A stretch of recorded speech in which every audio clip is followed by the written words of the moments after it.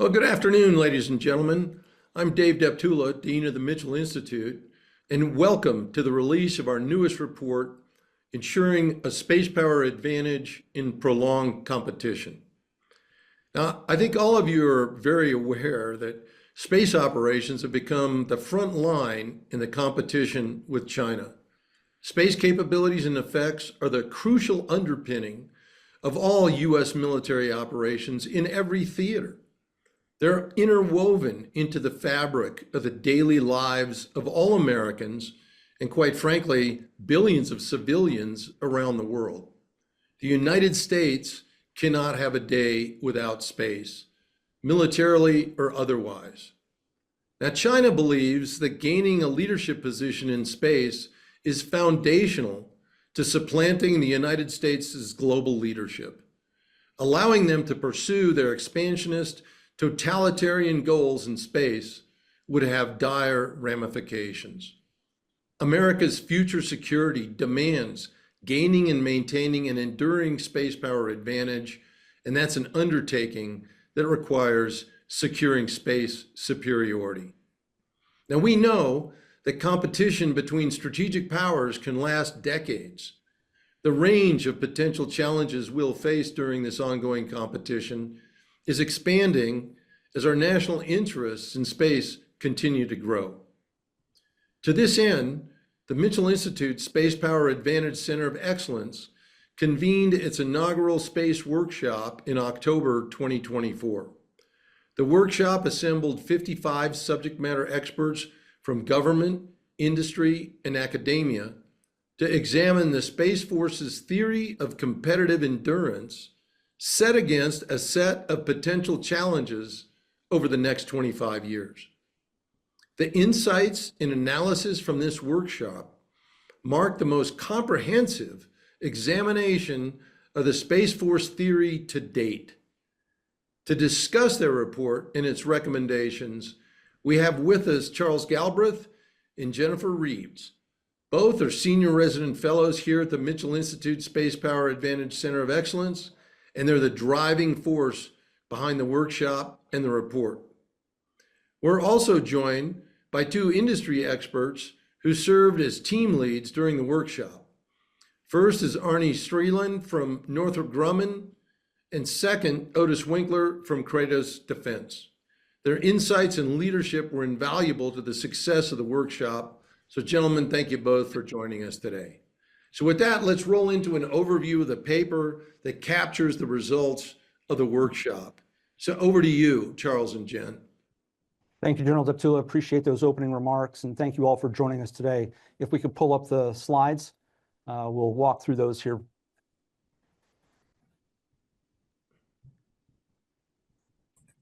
Thank you. Well, since General Deptula provided that introduction, I'm just going to dive right into the content. At its core, prolonged competition isn't just about capabilities. It's about cultivating support and national will. Anyone who's run a long-distance race knows that it requires a combination of physical ability, mental discipline, and emotional toughness.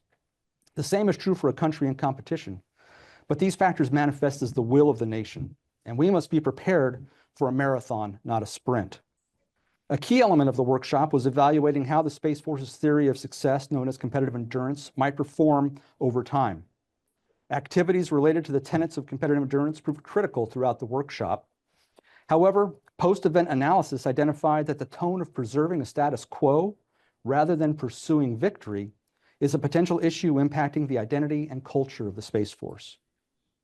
Additional challenges, such as the lack of clearly defined space roles and missions among the services, and not normalizing space as a warfighting domain, amplify this problem. Several current initiatives proved essential to countering some of these challenges. Improved domain awareness, architecture resilience, and security classification reform are a few key examples. Bottom line, the Space Force must take proactive steps to educate members of Congress and the American people about why it exists, what it does, and what it could do throughout a prolonged competition. Today, there's bipartisan support for the Space Force, but the fact is the vast majority of Americans don't even know the Space Force is real.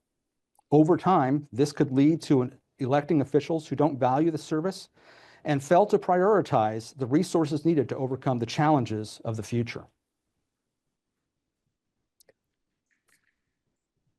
The workshop set out to identify the actions, conditions, and effects the United States, in collaboration with its allies and partners, must take to ensure a continued space power advantage. We wanted to identify the decisions in the short term that will enable successful resolution of future challenges. This was all about deterrence and shaping to prevent escalation. We also wanted to identify any internal or external barriers to our future success. As General Deptula mentioned, we brought together 55 subject matter experts from across the community and a wide range of backgrounds and expertise to look at these problems. A huge thank you to all of those who participated in this workshop. We could not have done it without you, and the success of the workshop is thanks to your hard work and your insight. The workshop examined a series of hypothetical crises over the next 25 years. The objective was not to try to predict the future, but to present an array of challenges stressing different aspects of space power. Set against a backdrop of relative tensions between the United States and China, these crises included how we might respond if Russia actually fielded a nuclear anti-satellite system. We also examined a compound challenge of monitoring activities in Taiwan while dealing with a massive debris event in space and a major hurricane disrupting launch operations off the Florida coast. We also evaluated how we might prevent China from invading an African nation to gain access to raw materials. At the height of tension, how would the United States respond to China deploying dozens of anti-satellite systems to establish a space blockade? Projecting increased human presence in space, the workshop addressed the threat of a terrorist organization hijacking a satellite to destroy a space hotel. Finally, the workshop examined how the United States, allies, and partners could rescue stranded Chinese astronauts or taikonauts from the moon. The workshop used a backcasting technique where we assumed success in 2049 and worked in reverse to determine the precursor actions, conditions, and effects necessary to achieve that success. The objective was to walk all the way back to today to identify recommendations needed to put us on the right path. By the end of the second day, we had a strong list of next steps to do exactly that.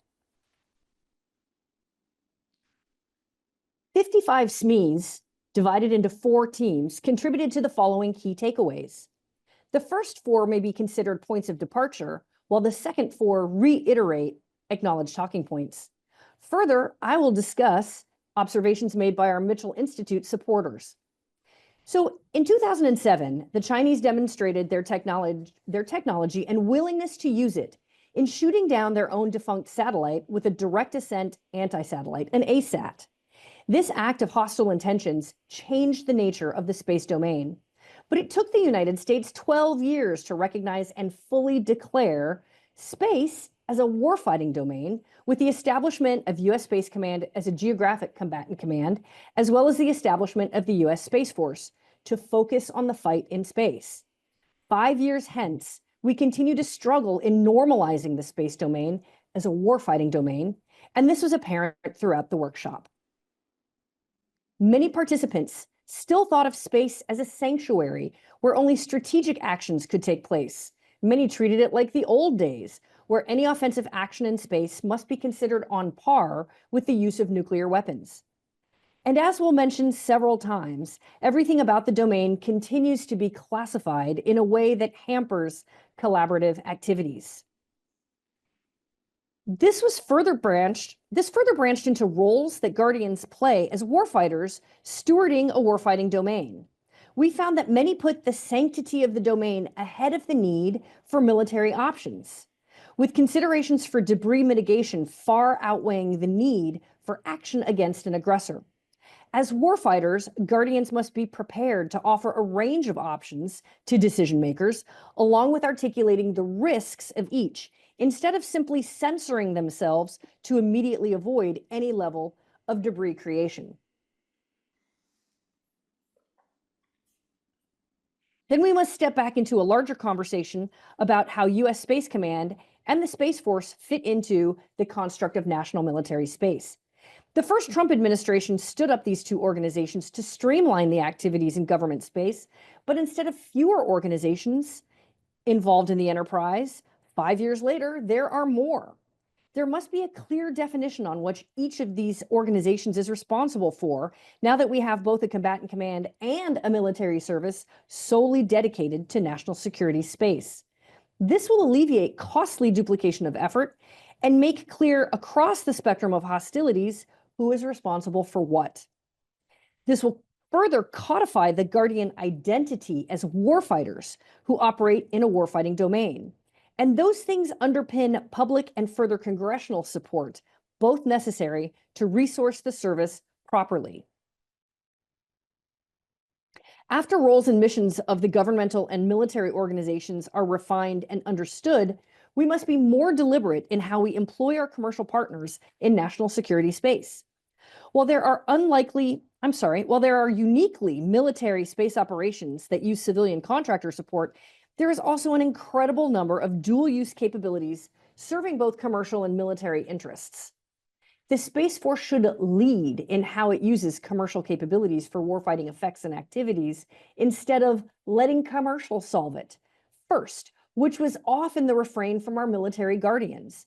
Then the Space Force coming in and essentially batting cleanup. This put them in a reactive mode instead of proactively filling current and future gaps with commercial capabilities. Now, this next tranche of takeaways doubles down on issues already known in the national security space arena. All parties in all instances would welcome and absolutely need more space domain awareness. And it needs to go further than actually what we're already doing. Characterizing threats to create a deeper understanding of capabilities and limitations, vulnerabilities, and especially intentions is vital in this domain that's so hard to see and hard to know about. Additionally, sharing this information in appropriate ways with our allies and partners, as well as with the American public, will not only allow us to better coordinate on options and support, but will bolster national will that is so vital to furthering that support. So speaking of allies and partners, we must continue to work with ours, being proactive in defining what we need from them. What gaps can they fill while we turn our attention to other problems? But to accomplish this, a hard look at our security classification rubric must be prioritized as an enabling function. Further, export control reforms are key to sharing technology and the burden of resourcing a coherent strategy and architecture. There is simply not enough training infrastructure or capacity inside the space operations arena. High-fidelity training is acknowledged as critical for every other warfighting domain.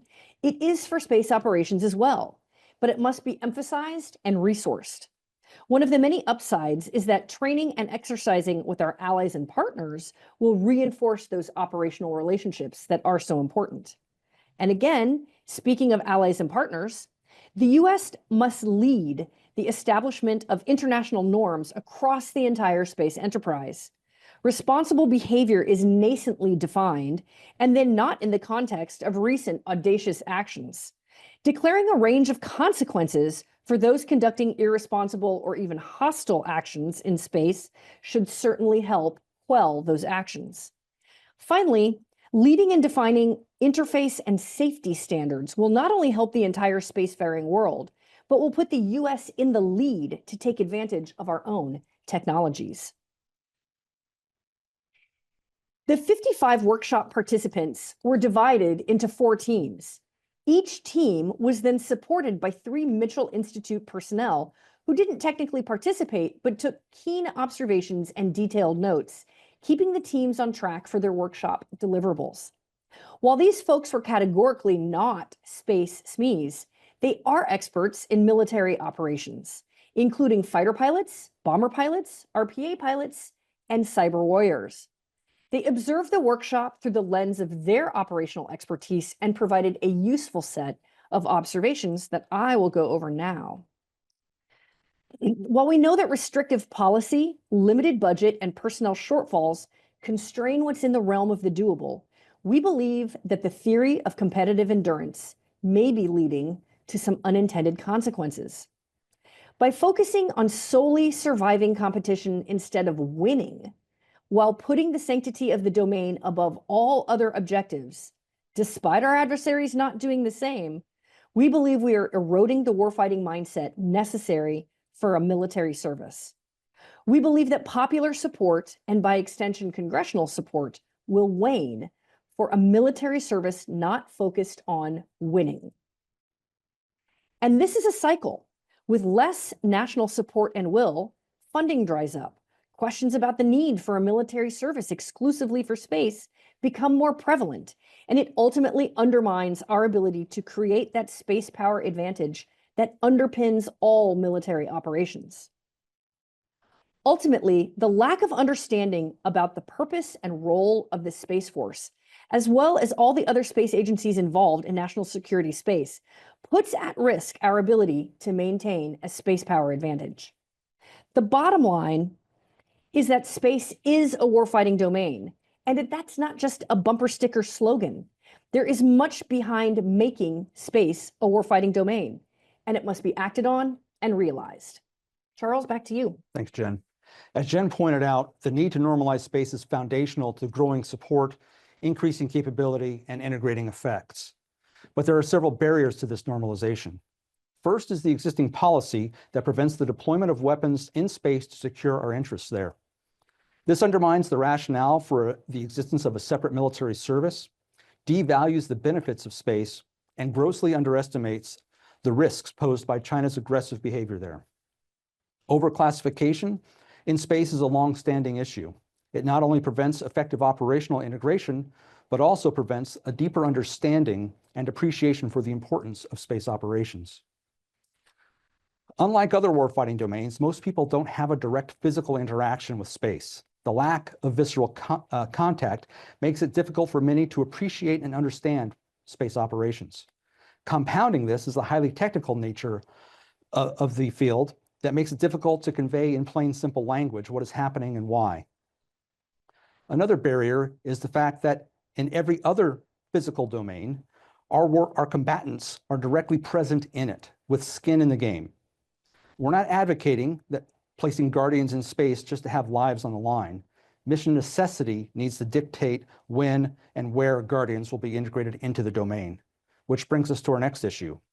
When military personnel are required in space, for example, to rescue personnel from the moon, will those be Guardians, airmen, soldiers, sailors, or Marines? This may seem like a futuristic question, but it is a question we should be addressing intentionally and pragmatically. We established the Space Force and U.S. Space Command in 2019 proactively in hopes of deterring a future conflict. That was the right move, but it has left a void of combat legacy to build a culture around. Finally, the resources of the Space Force aren't even half of what's required for it to perform its mission today, let alone what it's going to need in the future. Bipartisan support does exist, but despite this fact, the Space Force has a net budget decrease in only its 5th year of existence. At a time when it should be growing, it is flatlined, putting at risk all our military personnel and operations. These are not excuses for the lack of normalization. Rather, they are areas that we must overcome to normalize military space operations. While not from the workshop, these images paint a stark contrast among the military services. All are part of the ongoing competition with China, yet none of the other services are constrained in their objectives. While most Americans can't tell you the missions of each service, they can tell you how they feel about them. Today, most Americans don't know the Space Force even exists. The Space Force must establish a recognized identity if it hopes to grow national understanding that will elect leaders supportive of the service and grow the pool of potential talent wanting to join the Space Force for decades to come. The workshop and our analysis identified several steps to ensure a continued space power advantage and overcome these barriers. First, the administration and Congress must adjust national policy to allow the Space Force and U.S. Space Command to have the weapon systems needed to secure our interests in, to, and from space. Congress must follow this with the resources that allow the Space Force to grow to meet all of its assigned and emerging missions. The Department of Defense must also conduct a review of space roles and missions among the services. This review should be periodically reevaluated as interests, threats, and capabilities continue to evolve. The Space Force must develop a warfighting concept focused on winning and instill in its Guardians a warfighting culture, just as the other services do. Recognizing the incredible value of commercial capabilities as well as the contribution of our allies, the Space Force should continue to integrate with these communities, but take a greater role in directing what is required from them. Finally, the Space Force must continuously educate the nation and its leaders about the benefits and risks to our space power advantage.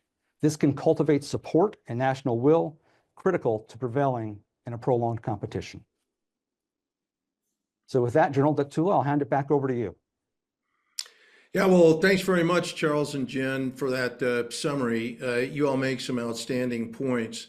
Before I get into Q&A, as a note to our audience, please feel free to submit questions in the Q&A window anytime during our discussion, and then we'll get back to those at the tail end of the program. So right now, I'd like to bring our guests into the discussion.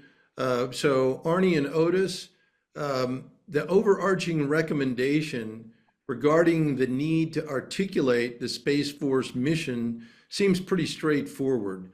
But how does that resonate with our industry partners, Congress, and the public at large? Otis, why don't we start with you first? Well, thanks. I really do think that there's a large problem. We've got Space Command, Space Force, the IC, all doing work in space. I don't think that to the general public, to Congress, and quite frankly, to even some in the military, that there's an understanding of what the roles of the combatant commander is in a single domain, what the role of the organized training and equip service component is in that domain, and then where the IC plays in it.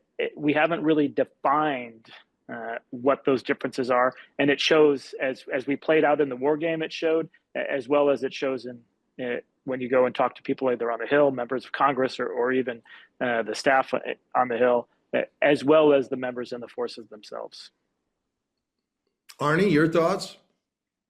Yeah, I agree with Otis 100%. There is confusion and uncertainty with the public, with Congress at almost every level about the role of the Space Force, the role of Space Command. Yet every service uses space. Sir, you said space underpins operations in every domain. So everyone uses space. So how does the Space Force and Space Command, how do they fit? We're seeing an example of that today with the executive orders on Iron Dome for America. What is the Space Force's role going to be for space-based missile defense, space-based sensing versus Missile Defense Agency or other organizations? So it's really important that you get that clarity. You need the clarity in the Pentagon, you need it on the Hill, you need it in the general public, so that the Space Force gets its support they need, and also the capabilities they field are effectively integrated into all the domains they need to be. No, thanks very much for this, or for that. Now, Charles and Jen, this workshop focused on staying in competition rather than escalating the conflict.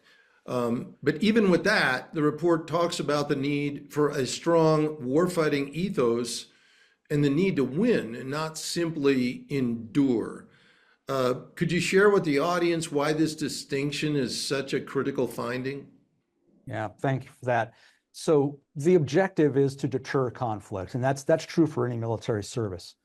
But the best way to do that is by proving that you are a credible military force and that any adversary action would be met with failure. And that can control the escalation that we seek. And so the ability to project that ethos that we will fight you if we need to, if you force us to, and we're going to win, that carries a lot of weight against potential adversaries and will actually be instrumental in deterring and controlling escalation. It could have helped alleviate or prevent some of the crises that we threw at our participants, because an adversary would realize that taking that action would be counterproductive. But you don't achieve that if the overall objective is maintaining a status quo as opposed to victory. That creates an opportunity potentially for the adversary to think that you're going to be complacent or passive and strike while they think there is an opportunity. Well, and if I could pile on, I think that the sort of the mind frame, if you will, it could be better if we have our young warriors thinking like warriors, right? if they are more thinking like sort of corporate folks, like, hey, we can just, you know, let our commercial entities come in and solve these problems for us when they are actually warfighting problems. I think that it underpins, you know, this not winning but surviving but enduring mind frame. I think is somewhat detrimental to just thinking holistically like a warfighter, and I think that gets into other areas that we don't want it to. So them being able to think like we're going to win this is healthy for that warfighting ethos that underpins so many things. Okay, no, thank you for that. Now, we've talked a lot about the fact that our adversaries have made space a warfighting domain. But the US has been slow to respond with the authorities and capabilities to enable a successful execution of both offensive and defensive operations. Arnie and Otis, how can the space community leverage lessons from other domains, particularly the air domain, to normalize space operations? Yeah, I'll go ahead and start if it's all right. I think first and foremost, we should be able to say the word offensive. There is, in the last 4 years, we haven't seen senior leadership in the Space Force or in Space Command really be able to talk about offensive capabilities. You normalize it. We don't do that in any other domain, right? We talk about offensive and defensive operations, but ultimately our defensive operations are to protect something while we take the fight to the enemy. In all the other domains, the U.S. military way of war is an offensive directed or focused force. The Space Force talks about protect and defend, right? A very defensive mindset. And then they use it as a euphemism to try to talk a little bit about offensive. We talk about resiliency and we talk about hardening, right? It's about how we can take a punch, right? And if all you're going to do there is sit there and be resilient and hardened to be able to take punches, you are going to lose the fight in the end, right? You are not an offensive capability. You're not taking the fight to the enemy.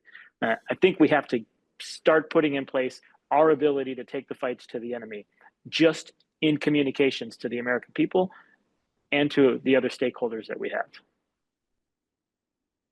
Yeah, I certainly agree with Otis, and I'd say so many people are reluctant to say words like offensive because it implies to many actual physical destruction of a satellite in space. And everyone has had this space sanctuary mindset for years. We should be focused that winning means denying space capabilities.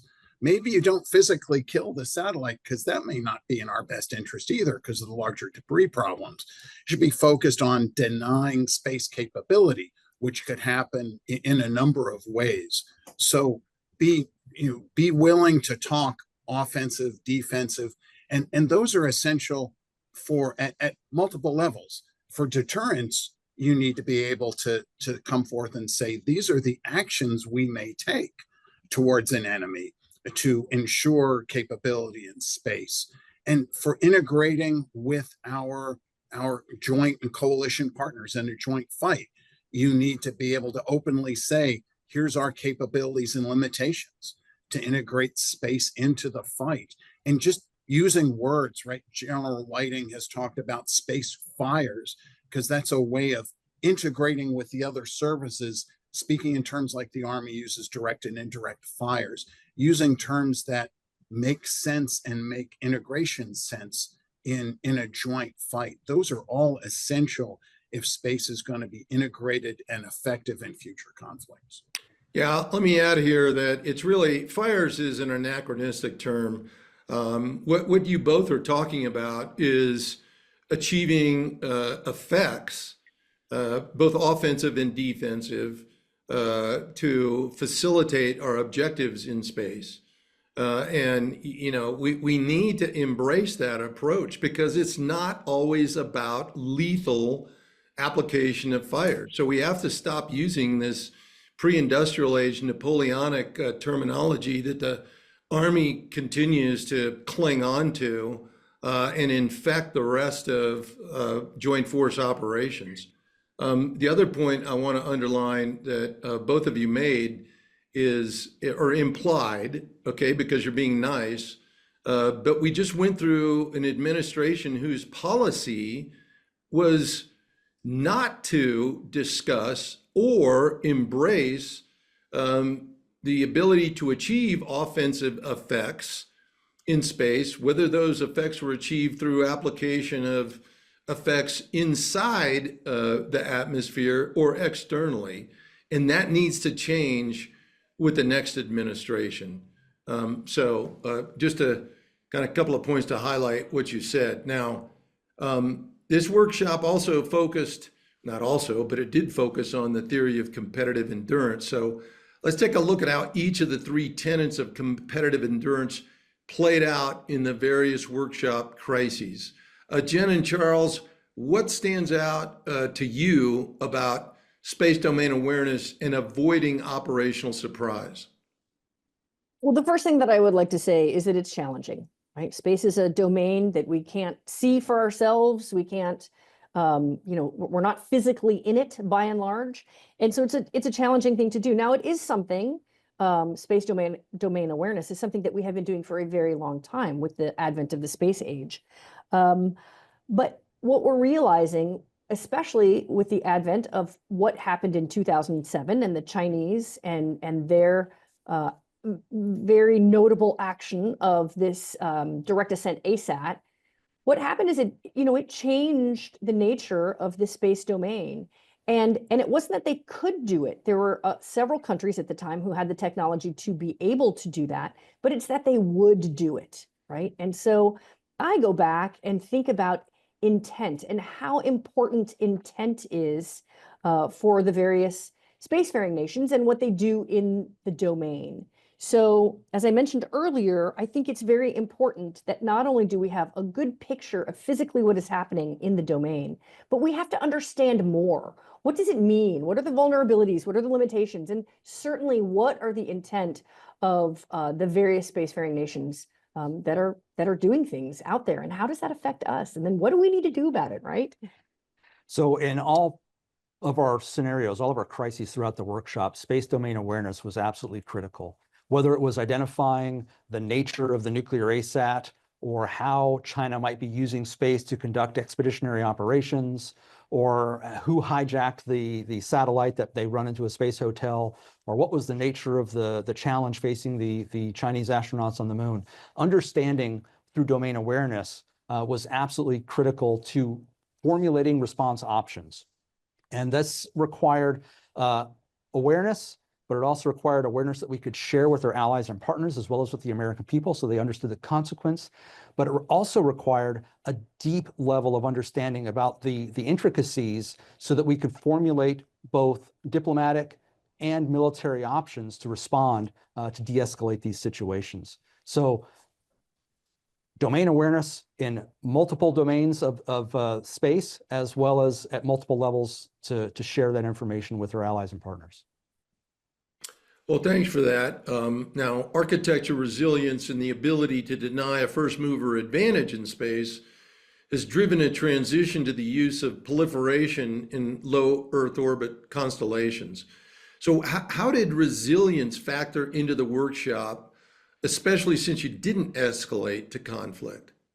Yeah, so it really manifested in two of the scenarios more than any of the others, right? So the nuclear ASAT, as well as the space surge, where we actually had adversaries fielding weapons that threatened our capabilities. Because we stayed in competition and didn't escalate the conflict, the participants recognized that it was probably going to be a diplomatic solution, a result of discussion that ended tensions. But what gave us time to have those discussions was the fact that our architecture would be resilient against those attacks. And that created enough of a pause in the minds of our adversaries that they didn't set off that nuclear weapon right away or immediately conduct a massive counterspace attack against our architecture. And so having a resilience helps buy us time to allow other options to take effect. So yeah, absolutely critical in those two scenarios. Absolutely. And I will just double down on that and say that real world, this is why resilience is so important. This is why it is so important that we continue the work of various military entities as we proliferate into LEO, as we take extra actions to figure out ways to protect the satellites, the bespoke, very precious satellites that we already have on orbit that do very important missions. Because if we were to lose those and lose the capabilities that they are providing, it would add an element of urgency to what it is we have to do when we resolve these conflicts real world. And honestly, having the luxury of options to continue using our space assets in a real world way when there is some level of challenge is very important. Thank you. Now, for classification reasons, not a lot of open discussion exists about the third tenet, and that's conducting responsible counterspace campaigning. So it was refreshing to have this unclassified workshop spend some time on this topic. For all of you, or any of you, what emerged from the workshop about this particular mission? Yeah, so I'll go ahead, Otis.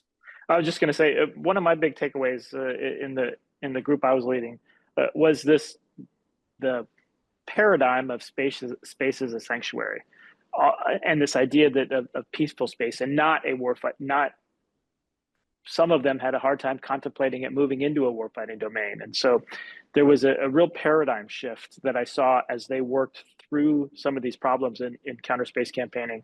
It's to understand that, hey, we are deterring from moving into a conflict, which is a real possibility in the scenarios that were played out.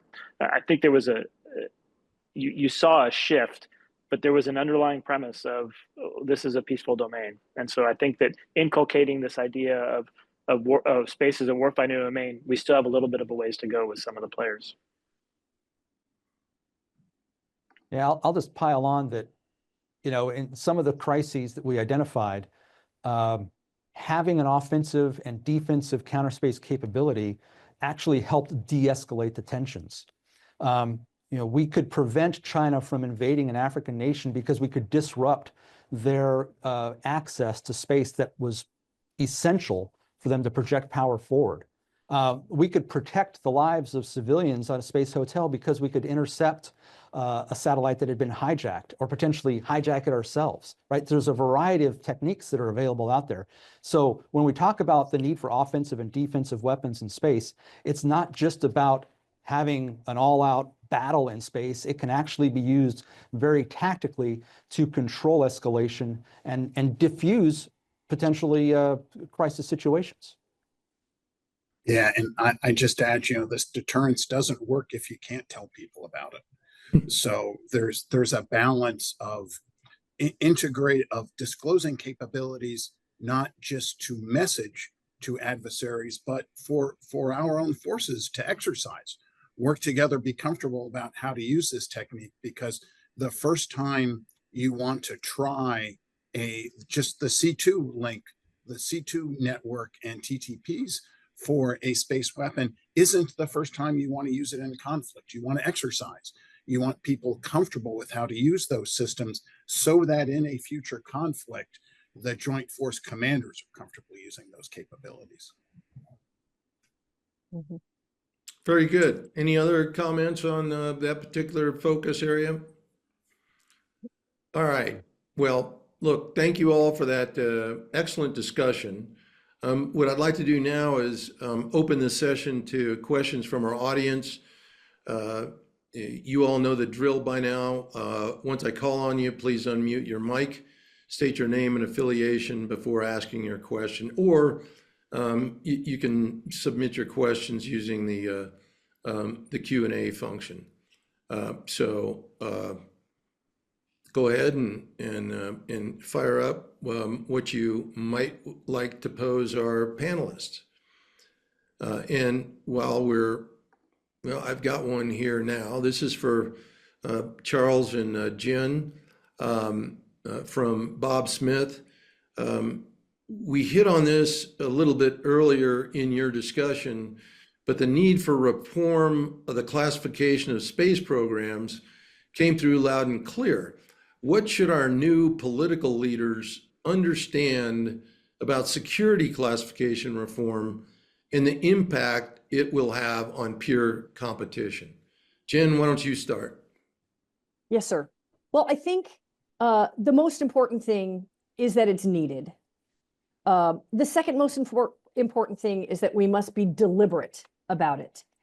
You know, we are where we are. I have this great saying, we are where we are because of where we were.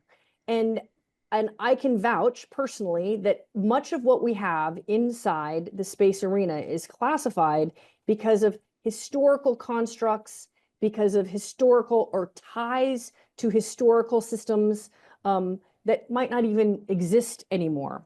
So there are relevant reasons to keep things classified, certain technologies, methods, and sources, right? But I think we are being hamstrung by our past. I think oftentimes a bit of an easy button gets pressed because there might be some level of risk associated with declassifying things, but it's necessary. And now is the time to do it. We need our allies and partners involved, and therefore we have to understand what it is we are sharing with them. We certainly cannot continue hamstringing ourselves while we're in this era of competition with other peer adversaries. I think it's vital that we do this. It is incredibly relevant that we do it now. And we must be very, very deliberate because there is risk associated, but we have to have decision makers understand what that risk is and understand where we're going to take it and then press forward so that we can actually prevail in this competition that we find ourselves in. Yeah, absolutely. The need for the ability to share our information with our allies and partners came through loud and clear throughout the workshop. And it helped bolster the national will, and it also helped establish an international coalition against some hostile actions. But if you can't share that information, that space domain awareness information, because of security classification barriers, we're just hamstringing ourselves, as Jen pointed out.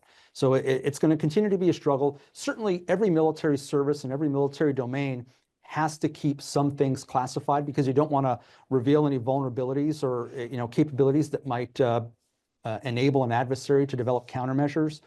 But if we don't start talking about some of the capabilities that we have, they will have zero deterrent capability. And we're going to end up not getting the support that we need because there just isn't understanding about what it is we do.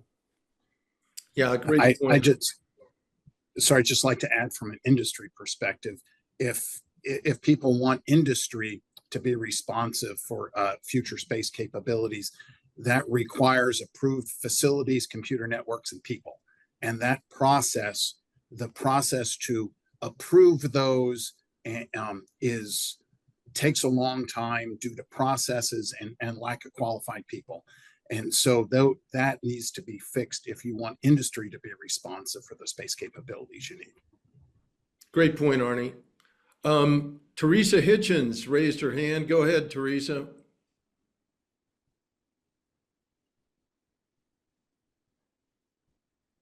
Hi, can you hear me now? Yes. Great. This is for the authors, for Jen and Charles. You raised concerns about the theory of competitive endurance. Does that mean that you are actually looking for the Space Force to come up with a different theory of space power to guide its future operations? So I think there's two aspects here. One, that the tenets of competitive endurance, responsible counterspace campaigning, domain awareness, resiliency in the architecture, those are solid lines of effort. It's kind of the wrapping, though, of competitive endurance as opposed to a war-winning concept, a war-fighting strategy that we think needs to change. If you look at the theory of competitive endurance, though, the white paper that came out when it was released, it talks about the need to establish space superiority, but it doesn't talk about winning. It talks about maintaining a status quo. It talks about preserving competition indefinitely. And we know from the Cold War that it was the ability to actually impose costs on our potential adversary that helped end the Cold War struggle with the Soviet Union. I'm talking about Strategic Defense Initiative in particular. But if we can't impose costs on our potential adversaries in competition, the competition will just go on indefinitely. We artificially ended it in this workshop by saving Chinese astronauts from the moon. We've got to find some more proactive way of ending this competition on terms that are favorable to the United States. Well, and I think my struggle with it, while I think it's brilliant and probably the best we can do, I also think, though, that there are some unintended consequences that did not get considered. And so this warfighting ethos, I think, is a challenge.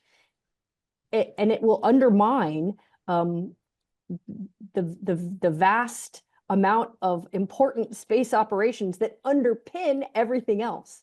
So not necessarily that we need to replace it wholesale per se, but I think there were these unintended consequences that were not known about as it was created, and maybe a relook understanding a few of these observations would help. Yeah, and we both recognize that because we were in the military service too, you're constrained by the policy and the budget and the personnel that you have. And so given all of that, the theory of competitive endurance is probably the best way forward. But we're now outside of government service and we're not necessarily restricted by those limitations. And so if we were king and queen for the day, we'd be recommending changes to that policy, changes to the budget, changes to the way we approach and grow the service that would enable us to have a more proactive war-winning mindset and approach. I'll just add to that stand by for the release of some recommendations for the new Trump administration and leadership of the Air Force on just how the Space Force can be resourced to accomplish some of these objectives. Thanks, Teresa, for your question. Let me switch now to Caroline Emmert Ellis. Where do you see the commercial space industry playing a part in space security, and how can the industry be activated to fill technological or strategic gaps? Thanks for that question. I'm going to start with domain awareness. We know that there's a way to provide commercially available and therefore unclassified domain awareness about what's happening, what threats are out there, what's the real purpose of a potential satellite by China or someone else. And so I think that's a rich area for commercial growth. There's also other benefits, insurance claims, if you will. It's conducting operations, enabling refueling and things like that. So I think it starts with domain awareness. But there's probably other areas out there where commercial can continue to grow to improve our overall security posture for the nation and for our allies. But it's going to take a thorough look and a conscientious path forward to define where we want them to play and to what extent. Right now, it's what's out there, and we look to SATCOM. Certainly, that's been a traditional area. We look to launch in many ways, but I think we just need to take a holistic look at all of what we do from a national perspective, and what can be offloaded and what needs to retain a core military function. Yeah, I agree with that. And I definitely want to hear from our partners sitting out there, Otis and Arnie. But for sure, we don't do military space without commercial partners. We just don't. We have contractors in all of our work centers, even our most specific military functioning space operations that are purely for military reasons. We have commercial partners in there with us. So I would say that national security space is absolutely filled and must be with our commercial partners. But I think one of the points that we came up with is that we would like the Space Force to be more deliberate in how they allocate where we have those partnerships and how they expand and contract based on what those missions and functions are. Yeah, I just like to build on Jennifer's point about partnerships, because I think it's, and that deliberateness, because integration is the key. Commercial can contribute a lot of things, but it won't be effective if it's not deliberately integrated into the joint fight. The great example of that out there today is the JCO, the Joint commercial operations cell run by Ms. Barbara Golf and her team. They heavily leverage commercial space domain awareness data to create a very effective non-classified, not unclassified, but non-classified picture of the space domain that can be shared openly with partners, with the public. That's a great example of effective, deliberate integration, and that's a kind of a template I would suggest that you could use to build for commercial integration in the future. Yeah, and I'll just add, I mean, I really do think that the commercial space is a perfect example of the innovation of the United States commercial industry writ large, right? And it is a requirement for space to leverage all of the innovation that's going on. Most of that innovation is actually happening faster than you're going to see it inside of government. I think that augmenting ISR, augmenting comms, augmenting logistics, right, fundamentally are places where you're gonna continue to see large growth. But it does need to be integrated. It does need to be integrated from the get-go into plans. I do think, though, as we intertwine our commercial and our fundamentally Title X government warfighting responsibilities and capabilities, I think that one of the things that we need to take a good hard look at, and the commercial space strategy touched on it some, but we need to grow it out from a policy point of view, and that is how do we ensure that we protect our commercial companies, commercial investments, as we move from competition into conflict, and that road to war transitions into seeing some of those space fires predominantly from our adversaries, and how do we protect the investments of the United States public in these constellations that we're going to be using for warfighting from a commercial aspects. I think the space policy offers some commercial space policy strategy offers some initial observations, but we need to flesh that out and spend a little bit more time to actually put those lines in whether it's contractually or just the executive orders to put safety valves in place for the commercial side as we move into a wartime scenario. Well, I've got one for Jen and Charles. This was our inaugural space-focused workshop. What's next? What do you have planned coming down the road? Well, this is exciting. So the next thing that we will be doing is around the same time this year, and the end of October, we will be hosting a similar workshop. We're working on what the format looks like, but it's going to be about conflict in space. So we're very excited. This is going to be groundbreaking because we have spent time on what would be considered deterrence, or sort of the status quo, if you will. But conflict in space, what does that look like?